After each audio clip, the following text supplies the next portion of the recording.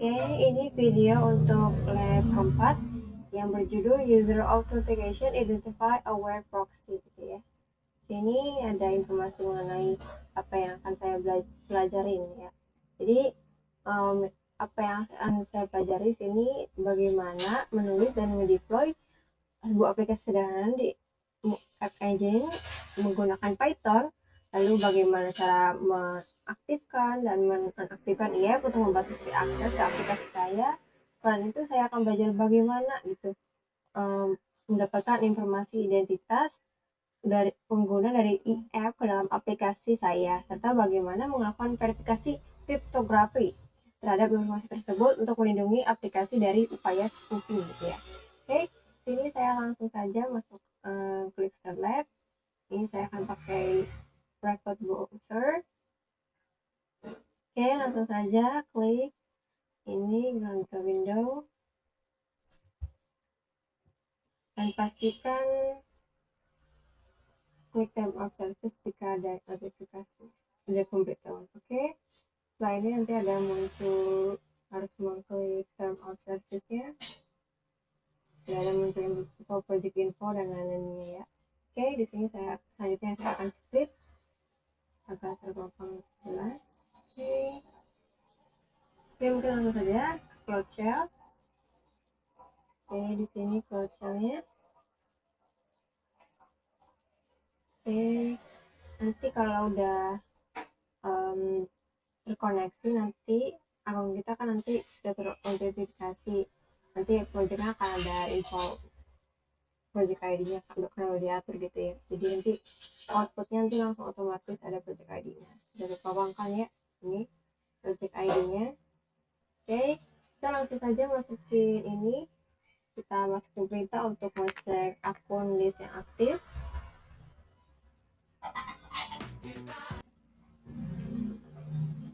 Oke. My work is easy because I use.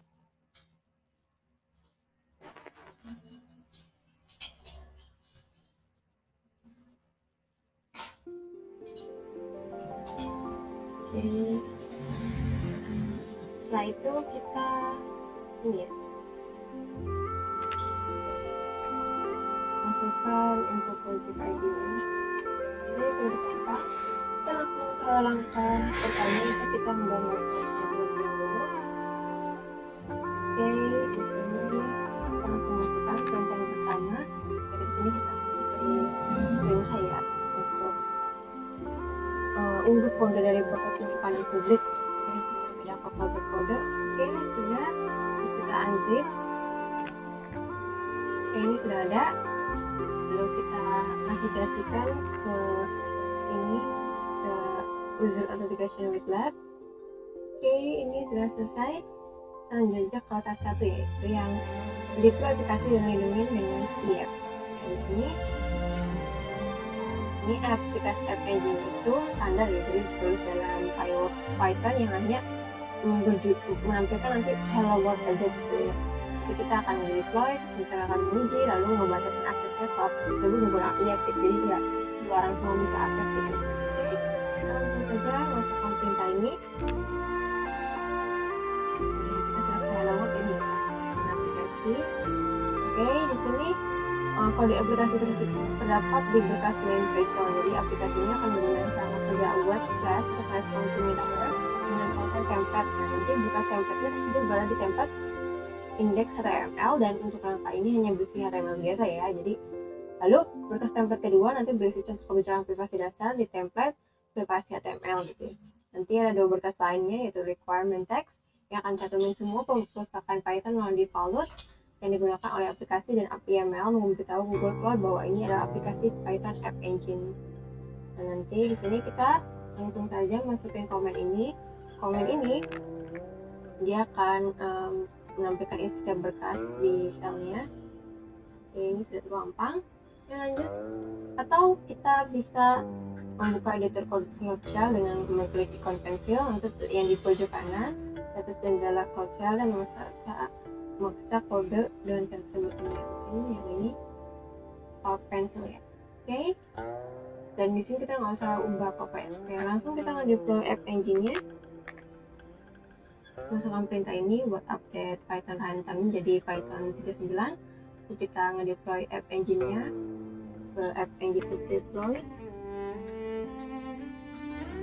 Dan kita klik this.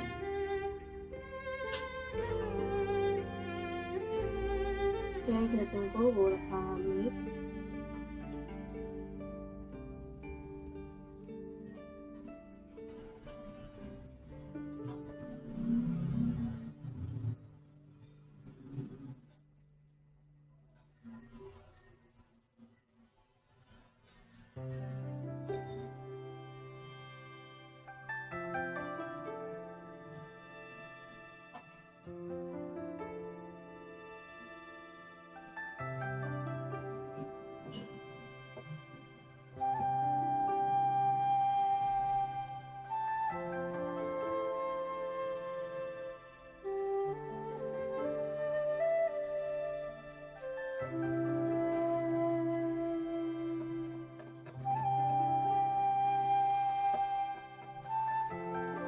Oke, lanjut.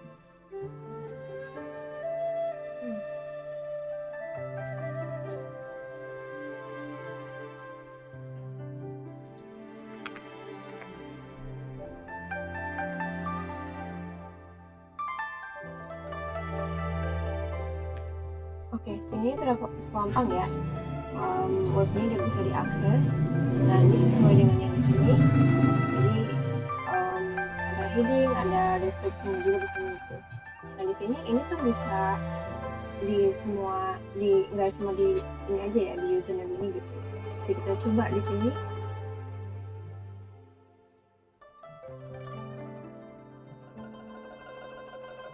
Oke, di sini bahkan di email yang bukan username ini kita bisa akses loh gitu. Oke, kita coba cek di Firefox.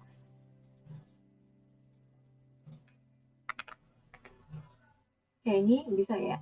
Oke, karena kita coba cek progress apakah sudah nge-reply sudah. Nah, karena web ini tuh jadi bisa diakses sama semua orang aja, maka kita harus ini ya, batasin aksesnya dengan PHP. Oke, ini kita tutup dulu, kita masuk ke bagian security ini, lalu ke yang identify aware proxy.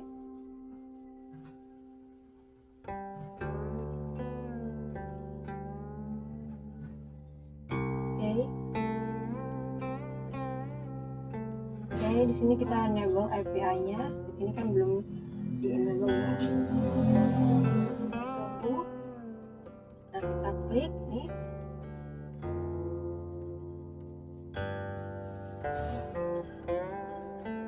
Oke, ini jangan lupa kita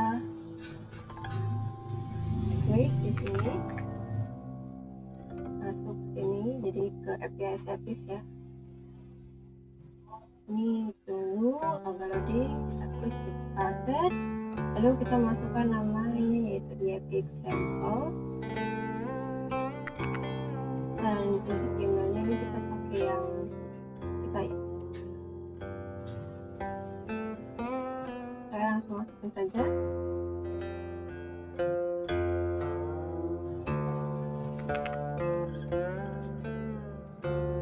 Ini sama ya.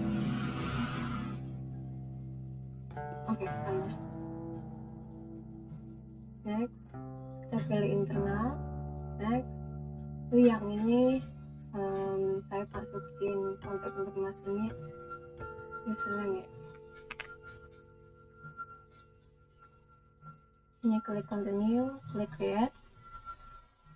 Oke, kita tunggu. Oke, out konfigurasinya udah dibuat ya. Terus kita ke cloud shell, di sini. Terus kita sini masukkan ini.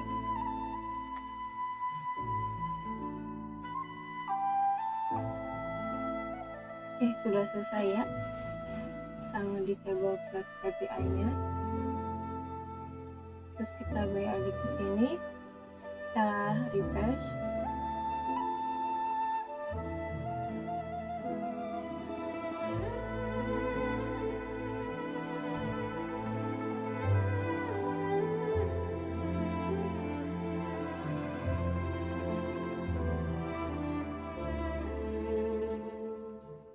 Oke, kita di sini yang ini klik turn on ya. Ya, klik turn on. Kita sekarang tes ya aplikasi tes IAP-nya apakah sudah aktif. Oke, sini kita cover setup aplikasi. Oke, mungkin kita coba cek lagi ya. Nah, di sini informasikan karena udah di kita IAP-nya, di sini kita nggak bisa akses ya, gitu. Meskipun ini kita yang buat, tapi karena kita belum ada, kita udah pasti ini udah berhasil ya ini, tapi karena kita nggak manage itu siapa yang bisa akses ini, maka meskipun kita ya, sebagai yang pembuatnya tetap nggak bisa akses di sini. Jadi kita balik lagi ke identify web proxy ini, lalu kita klik yang ini tentang di sini akan ada kita bisa nge-add principal, lalu sini saya langsung masukkan saja principalnya yaitu username sendiri. Ini realnya view role-nya itu dia sebagai ketua IAP ini.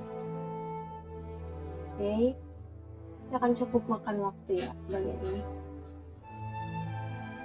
Mari ya.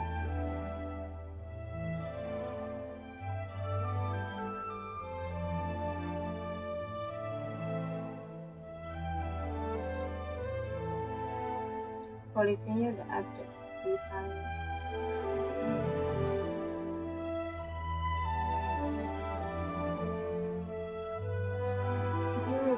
Saya sekaligus mencoba ya bisa menjadi starter refresh ya kali.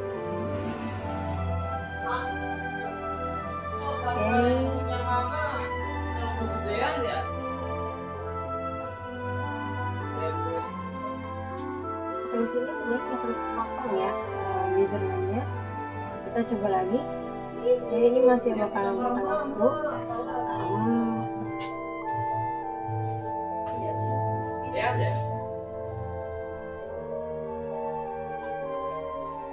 Dulu siapa sih yang pada situ?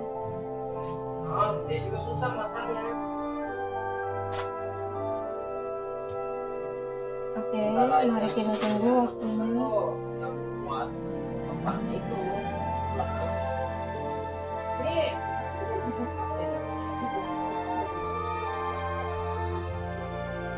Ini itu gimana ya? Oke, ini sudah terpampang ya. Sudah kita sebagai username bisa mengaksesnya.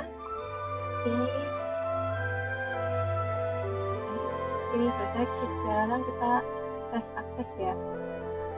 Kita uji akses. Kita kembali ke sudah kita coba. Sekarang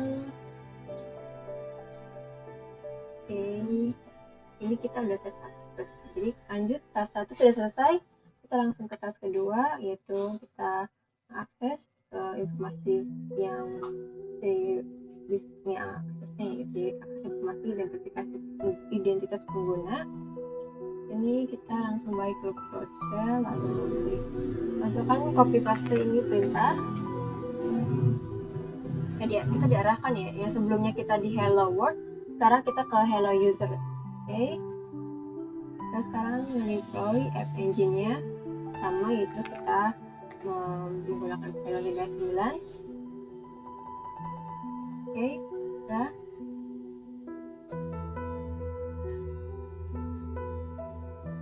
Karena akan makan waktu, kita langsung masukkan perintah ini buat deploy.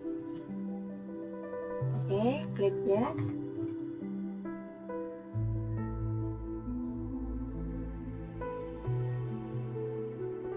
Habis itu kita cek progress ya. Kita tunggu.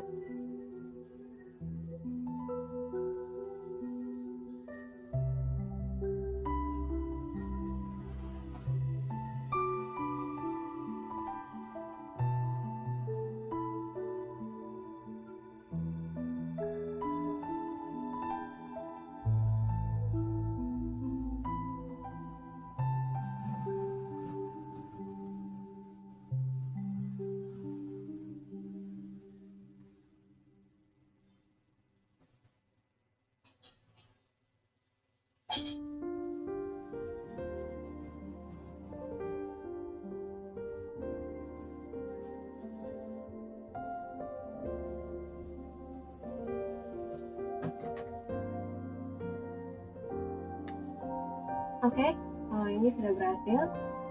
Kita cek progress, akan verifikasi cek, dan sudah ya. Selanjutnya kita ke periksa berkas aplikasi ya, yaitu exam application file. Jadi di folder ini tuh akan berisi kumpulan berkas yang sama seperti yang terlihat pada aplikasi sebelumnya yang kita udah deploy, yaitu Hello World, tapi dua berkas ini telah diubah, yaitu main Python dan template untuk HTML. Jadi programnya diubah, jadi nanti ngambil informasi pengguna yang disebutkan oleh dia dalam bentuk permintaan, dan template sekarang menentukan data tersebut. Oke, ada dua baris dalam main Python yang mengambil data index yang disediakan oleh dia. Ini user email, request header get, dan user ID. Dan pedagogy box auto user di sini disediakan oleh YAP. Di nama tersebut tidak pada huruf besar dan kecil. Jadi dapat ditulis dengan huruf kecil semua atau huruf besar semua. Jika diinginkan kelihatan rinci topik ini, letakkan nilai-nilai tersebut agar dapat ditampilkan. Ini juga ada template yang nampilin nilai tersebut. Nilainya itu dengan mengintip nama tersebut dalam kurung perawal ganda. Ini ya. Oke. Jadi di sini bisa kita lihat data-data yang disediakan itu diawali dengan akun google.com, kemudian menunjukkan asal informasi tersebut. Jadi aplikasi data app ini dapat menghapus kontak sehingga dapat termasuk tanda titik 2 untuk mendapat nilai mentah jika diinginkan. Oke, lanjut aja. Ini kita tes ya, uji coba IAB ini diperbarui. Kita upload lagi. Oke.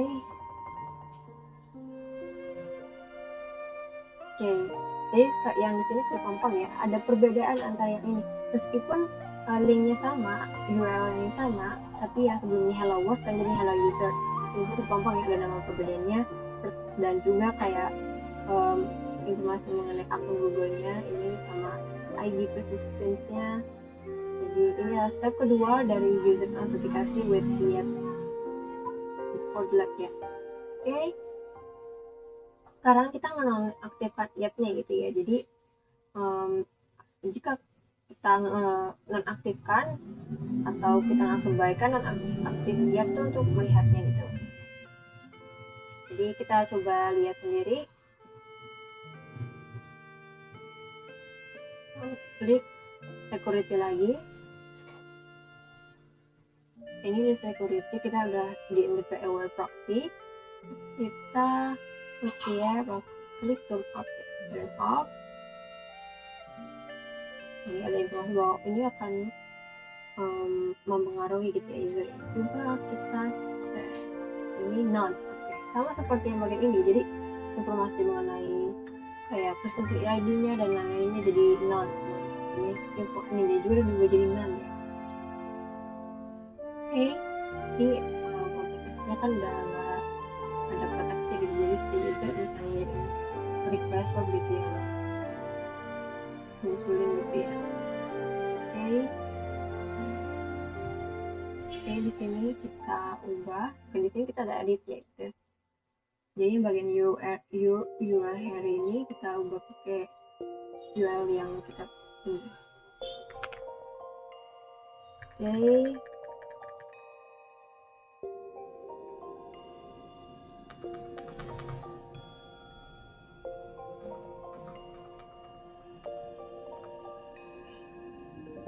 Masukkan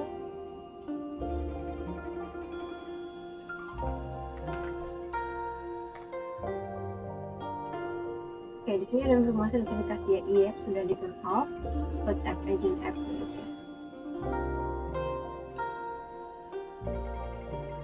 Oke, mungkin kita coba cek lagi.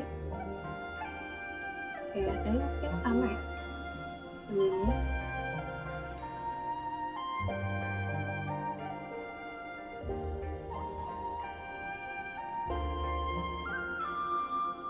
Oke,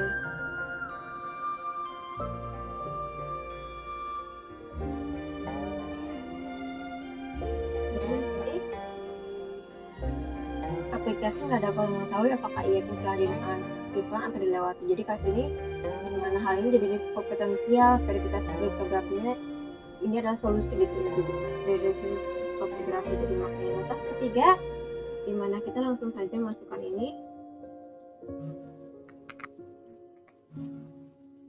change foldernya dari hello user ke hello verified user ya, terus kita deploy app engine-nya. Sekarang kita tambah app YAML, kita update Python runtime-nya, sudah kita terus ngedeploy.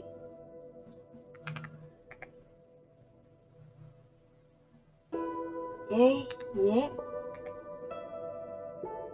kita tunggu.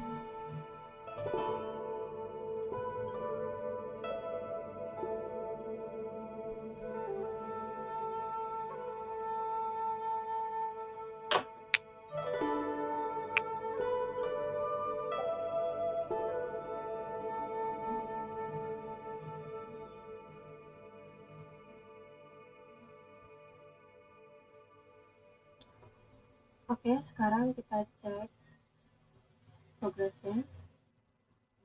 Oke, sudah selesai ya, jadi udah verifikasi kriptografinya. Sekarang kita submit ya, kita cek periksa aplikasi lainnya. Oke,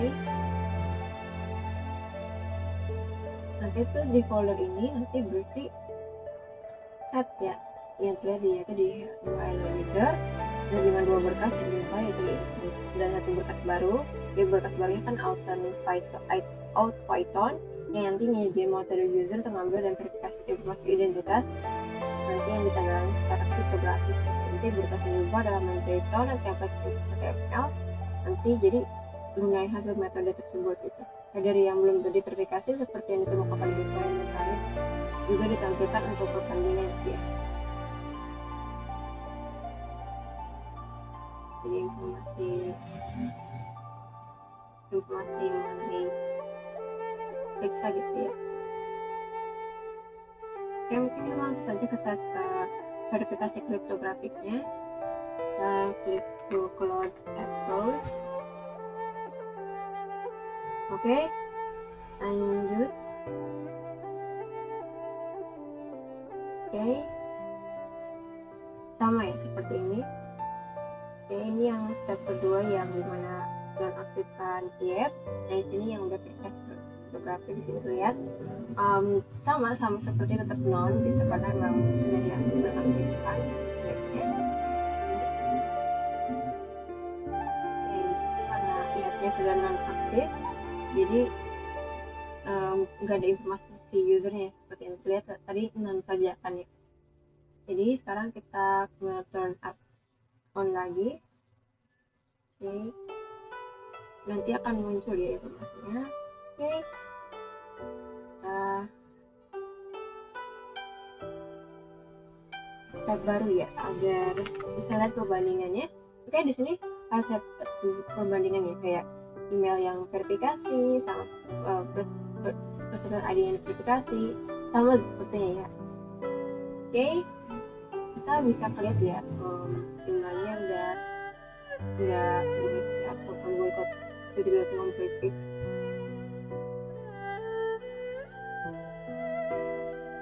Jadi jika ia dinonaktifkan atau dilewati, data verifikasi akan hilang atau tidak valid karena tidak memiliki tanda tangan yang valid kecuali dibuat oleh pemegang kuncinya gitu ya. Jadi dan itu sudah selesai untuk lab keempat.